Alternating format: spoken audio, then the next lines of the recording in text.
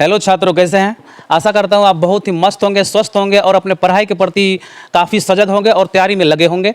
और मैं आशा करता हूं कि आप इसी प्रकार से लगे रहें और अपने सफलता की उच्चतम सीढ़ी को प्राप्त करें। तो आइए हम आज क्लास 8 के अंतर्गत एक महत्वपूर्ण टॉपिक पर विचार करेंगे और हम लोग सीखने का प्रयास करेंगे कि घर्षण बल क्या होता है। यानी कि हम लोग आज घर्षण बल के बारे में पढ़ेंगे और घर्षण बल होता क्या है इसके बारे में जानने का प्रयास करेंगे और हम लोग इस पर प्रैक्टिकल भी करने का प्रयास करेंगे और प्रैक्टिकल के माध्यम से समझने का प्रयास करेंगे आखिर में घर्षण बल होता क्या है। तो चलिए पहले हम थ्योरी सेक्शन को देख लेते हैं, थ्योरी के माध्यम से समझने का प्रयास करते हैं घर्षण बल होता क्या है। तो सबसे पहले हम घर्षण के बारे में आपको बता देता हूँ 2 लाइन कि घर्षण को इंग्लिश में कहा जाता है, घर्षण को इंग्लिश में कहा जाता है फ्रिक्शन।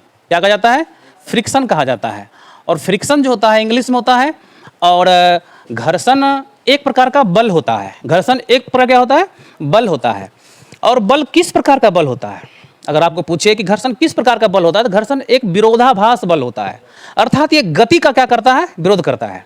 तो कैसे गति का विरोध करता है, किस प्रकार से आप देखे होंगे कि या महसूस करते हैं गति का विरोध करता है, उसी को हम लोग समझने का प्रयास करते हैं। तो मान लीजिए कि यहाँ पर आपके पास एक वस्तु है, एक वस्तु रखा हुआ है भूमि पर। और स्वाभाविक बात है कि अगर कोई वस्तु भूमि पर रखा हुआ है, इस प्रकार का ठोस वस्तु, तो भूमि और इस वस्तु के बीच में जो है यहाँ पर संपर्क हुआ होगा। भूमि पर अगर वस्तु रखी हुई है एम द्रव्यमान का कोई वस्तु, तो निश्चित रूप से इस एरिया पर आप समझ सकते हैं नॉर्मल अवस्था में भी कि भूमि एक वस्तु का काम करेगा और ये वस्तु दूसरा वस्तु का काम करेगा और वो एक दूसरे के क्या है? संपर्क में है, इस प्रकार से एक दूसरे के टच में है। और जब तक एक दूसरे के टच में वस्तु नहीं रहेंगे तो घर्षण बल उत्पन्न होने का सवाल ही नहीं उठता है। तो इसलिए आप कह सकते हैं कि ये दोनों वस्तु एक दूसरे के टच में हैं और जब आप इस पर धक्का मारिएगा, जब इस पर F बल आरोपित करिएगा, तो F बल आरोपित करने से क्या होगा कि ये वस्तु उधर खिसकेगा, आगे की ओर क्या होगा? खिसकेगा। जैसे ही वस्तु आगे की ओर खिसकेगा तो खिसकते समय एक विपरीत दिशा में, यानी कि वस्तु की गति उस तरफ है ना, आप इसको गति समझ सकते हो कि यहाँ पर गति में आ गया वस्तु, ऐसा आप कल्पना कर सकते हो। ये वस्तु पर बल लगाए हमने तो गति में आ गया। तो जब गति में आ गया तो उस स्थिति में आप देखोगे नहीं, महसूस करोगे जिस समय आप धक्का मार रहे हो उसके ऊपर कि हल्का हल्का भारी लगेगा। धक्का मारने में भारी लगेगा मतलब थोड़ा सा आपको बल लगाना पड़ेगा तभी तो आगे बढ़ेगा।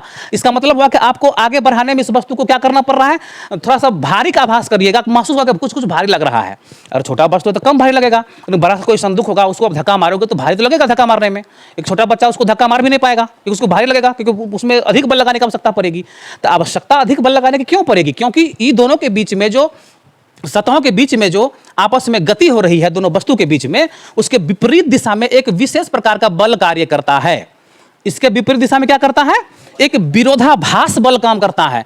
इस वस्तु के गति का विरोध करने वाले उसी बल को जो कि इस वस्तु के गति को रोकने का प्रयास करता है, इस गति को रोकने का प्रयास करता है, उस विरोधी बल को हम लोग क्या कहते हैं? घर्षण बल कहते हैं। अर्थात जब किसी वस्तु पर बल आरोपित किया जाता है तो जब वो वस्तु गति में आने लगता है या आने का प्रयास करता है तो उस समय दोनों सतहों के बीच उस वस्तु के गति के विपरीत दिशा में एक विशेष प्रकार का बल कार्य करता है जो उस वस्तु के गति को रोकने का प्रयास करता है। और वही रुकावटी बल को जो कि विपरीत दिशा में होता है, उसी रुकावटी बल को हम लोग क्या कहते हैं? घर्षण बल कहते हैं। तो हम लोग परिभाषा को समझने का प्रयास किए इस फिगर के माध्यम से घर्षण को। आशा करते हैं कि आप लोग समझ गए होंगे। लेकिन अब हम इसी चीज को प्रैक्टिकल के माध्यम से देखेंगे कि घर्षण बल कैसे काम करता है या घर्षण बल होता क्या है। अब हम प्रैक्टिकल की दुनिया में चलेंगे और प्रैक्टिकल के माध्यम से ये जानने का प्रयास करेंगे, सीखने का प्रयास करेंगे कि घर्षण बल क्या होता है और घर्षण बल दो वस्तुओं के बीच में, सतहों के बीच में कैसे कार्य करता है, उस चीज को हम देख करके समझने का प्रयास करेंगे। ठीक है, तो चलिए हम अब प्रयोग के माध्यम से घर्षण बल को समझने का प्रयास करते हैं। आप देख रहे होंगे कि ये एक बोतल है, इस बोतल में कुछ पानी डाल दिए हैं और इस बोतल में जो पानी इसलिए डाले हुए हैं ताकि इस बोतल की भार बढ़ सके और घर्षण बल बढ़ सके। आपको ज्ञात होगा, आपको पता होगा अगर आप कहीं पढ़े होंगे तो, कि कोई भी जो वस्तु होती है उस वस्तु और जिस जगह पर रखी होती है बोतल, उसके बीच में, इसके बीच में, जैसे कि मान के चलिए बोतल है, ये वस्तु जो है बोतल है और बोतल और ये टेबल के बीच में जो संपर्क स्थापित हो रहा है, इसकी संपर्क की जो प्रबलता होगी एक दूसरे से जितना मजबूती से जुड़ा होगा उतना ज़्यादा इस पर घर्षण बल लगेगा। अर्थात इसको आगे बढ़ने में, सट कर आगे बढ़ने में उतना ही अधिक बल लगाना पड़ेगा, उतना ही ये विरोध करेगा, आगे जाना नहीं चाहेगा। इसलिए इसकी कह सकते हैं कि भार बढ़ाने के लिए इसके बीच में जो प्रबलता है, मतलब बोतल और टेबल के बीच में, उस उसकी प्रबलता को बढ़ाने के लिए, मजबूती को बढ़ाने के लिए सतहों के बीच का हमने इसमें पानी डाल दिया है।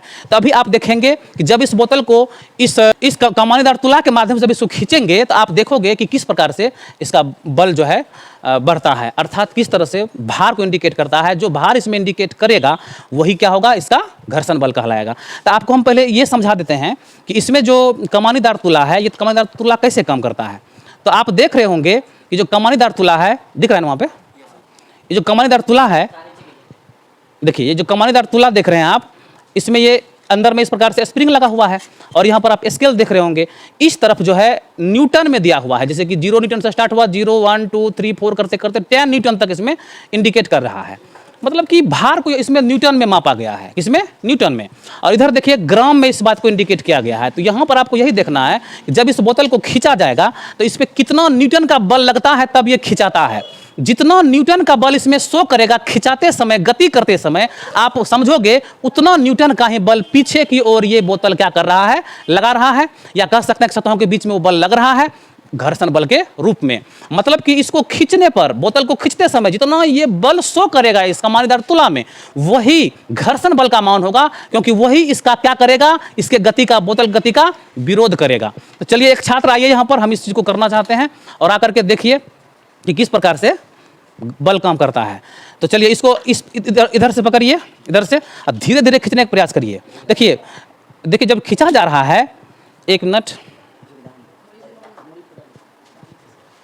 रुको रुको रुको,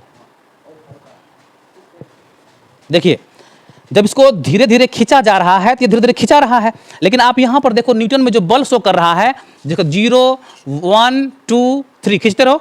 हाँ, जैसे खींचा जा रहा है यहाँ पर लगभग में 2 और 3 न्यूटन के आसपास में इसका जो है इंडिकेट कर रहा है स्केल में। आप देख रहे हो जैसे जैसे इसको खींचा जा रहा है, खींचिए इसको थोड़ा सा और स्पीड से। खींचते समय आप देख रहे हो कि ये जो है ना, इस स्केल में जो दिख रहा है लगभग में 3 न्यूटन पर आकर के रुका हुआ है।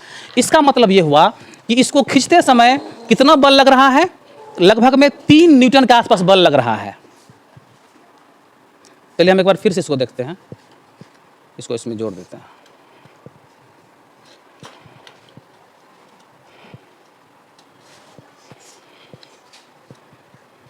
चलिए यहाँ करो। चलिए इस बोतल में पानी है और हम देखते हैं कि इस सतह पर जब खिसकेगा, गति में आएगा, कितना न्यूटन का बल लगता है, कितना घर्षण बल यहाँ पर काम करता है, हम ये देखते हैं। चलिए खींचिए धीरे धीरे। हाँ, देख रहे हैं आप, जब ये खींच रहा है तो लगभग में 3 न्यूटन के पास ये शो कर रहा है। मतलब कि ये जो बोतल है जब गति मार रहा है, खींचिए इसको, जब गति मार रहा है तो लगभग में 2 और 3 न्यूटन के बीच में शो कर रहा है। कभी 2 पर जा रहा है, कभी 3 पर जा रहा है, क्योंकि देखिए इसका सरफेस जो है ना, कहीं पर प्लेन है, कहीं पर ऊबड़ खाबड़ है। तो स्वाभाविक बात है कि जहां पर प्लेन होगा वहां पर कम बल लगेगा, जहां पर ऊबड़ खाबड़ ज्यादा होगा वहां पर घर्षण बल अधिक लगेगा। जहां पर ज्यादा रुकावट उत्पन्न हो रहा है इस बोतल को खींचते समय, वहां पर पहुंच जाता है 3 न्यूटन के पास। इस प्रकार से आप कह सकते हैं कि घर्षण बल जो काम कर रहा है यहाँ पर, 3 न्यूटन का घर्षण बल काम कर रहा है यहाँ पर इस बोतल को खींचते समय। अतः स्पष्ट हो जाता है कि ये क्या कर रहा है, गति का, बोतल के गति का क्या कर रहा है, ये सतहों के बीच में एक बल काम कर रहा है जो विरोध कर रहा है, वही विरोधी बल का नाम क्या होता है, घर्षण बल होता है। चलिए एक और छात्र आइए, पारस कुमार। तो अब हम इसमें एक पत्थर बांधेंगे, वहां से पत्थर लगा, वहां पर पत्थर। देखिए एक पत्थर हम इसमें बांध रहे हैं और पत्थर के माध्यम से हम घर्षण बल को समझने का प्रयास करेंगे। उसमें पानी डाले हुए थे, इसका वजन देखिए कम हो गया पत्थर उसके तुलना में, मतलब हुआ कि बोतल की तुलना में इसका वजन तो कम हो गया होगा। तो हम इसको इस प्रकार से देखिए एडजस्ट कर रहे हैं। और चलिए एक बच्चे फिर से आइए, इसको धीरे धीरे खींचिए, हम फिर से बल का अवलोकन कर लेते हैं। हाँ, इसको उधर से पकड़ के हल्का हल्का खींचिए। अब की बार आप देखिए मात्र 1 न्यूटन का बल लग रहा है, विरोधी बल जो यहाँ पर काम कर रहा है मात्र 1 न्यूटन काम कर रहा है। क्योंकि जब ये खींचा जा रहा है, जब ये पत्थर गति मार रहा है या गतिशील अवस्था में जब रहता है, तो यहाँ पर हमेशा देखो हर एक स्थिति में हम देख पा रहे हैं कि 1 न्यूटन ही शो कर रहा है। इसका मतलब हुआ कि इस पत्थर को खींचते समय विरोधी बल कितना काम कर रहा है, इस पत्थर को खींचते समय कितना काम कर रहा है विरोधी बल, मात्र 1 न्यूटन। अर्थात इस प्रकार से स्पष्ट हो रहा है कि 1 न्यूटन का यहाँ पर घर्षण बल इस पत्थर के बीच में लग रहा है गति के समय। तो इसलिए हम कह सकते हैं कि घर्षण बल क्या करता है, गति का विरोध करता है। तो हम आशा करते हैं कि आप इस वीडियो के माध्यम से घर्षण बल को समझ गए होंगे। हम प्रयास किए हैं छोटा सा आपको समझाने का। तो यदि आपको यह वीडियो पसंद आता है, अच्छा लगता है, तो आप लाइक और सब्सक्राइब जरूर कर दीजिएगा। और अगर इस टाइप का और वीडियो आपको चाहिए होगा तो कमेंट सेक्शन में जो कमेंट कर दीजिएगा, तब फिर आपके लिए हम प्रैक्टिकल के संबंध में और भी कई वीडियो लेकर आएंगे और आपको समझाने का प्रयास करेंगे। धन्यवाद।